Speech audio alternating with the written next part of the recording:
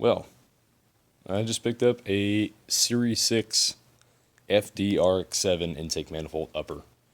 Um, yeah, what I'm going to be doing with this, which is kind of cool, is there's a integrated secondary butterfly configuration. So you have your primary, which goes down underneath into the inner runners, and then the secondary, these two go through here and outside to these. So you can see better here. There and through to the inner, goes through to the outer, like that. Now, why is this important? So, the idea of increasing torque on an engine is manipulating the air in which changing its velocity, changing plenum volume, whatever you can do. And you guys have seen the other videos that I've done with like the intake manifold stuff in the Honda. Same exact idea. So with these closed, which they're vacuum assisted, I'll get a better shot of that in a minute. With these closed, what happens is I have this 90 millimeter GM LS3 drive-by-wire throttle body that goes into the front of this. It's triangulated between these three.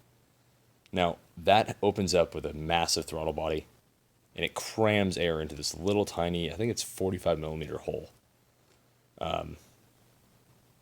So, as this is being crammed in, it's only going through this small area, which on the other manifold only goes to the primary portions of the rotary engine. So, it'll help with low speed drivability, help with idle, help with probably fuel economy if I really think into it. But the idea is that you're cramming into these little tiny slot ports that are like, oh shoot, they're about a $half coin size. It's tiny, but they're like the width of your finger. I'm not flipping anyone off, but they're tiny. So you're cramming a 90 millimeter throttle body into this, into small ports, into really, really small ports, in which you have increased velocity in every stage of this configuration. The idea is that this will open up at a certain RPM point, like that, to where this can now flow its full capacity. But until then, you're making way more torque. So it's to make a small motor feel big, or feel better at least. It's widen that power band width. That's what it's all about. So here's what I'm going to be doing with this. I have this idle air control valve is going to be blocked off. Leaving the vacuum line to the brake booster, which is actually awesome. I don't think I had this before. So I'm going to keep that. And then over here, I'm going to delete this one. Also looks a lot like an idle air control valve. So that's going to be deleted. This looks like an air intake temperature sensor. I'll go double check it when I pull it off. But considering I have a dual map sensor configuration, it's very, very important that I can either drop in a map sensor right here. So I have one before throttle body, one after throttle body, because it's a throttle mass flow configuration. It's what modern Ford does, and pretty much a lot of drive-by-wire configurations do.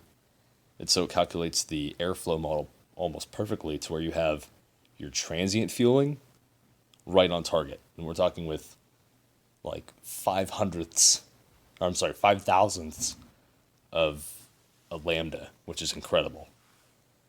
So I can either change it out for a map sensor or, put another one in for whatever I need. The idea is that it's cool that's there. I had no idea it was. So I can put it map, intake air temp, whatever, off of these block off plates or however I see fit.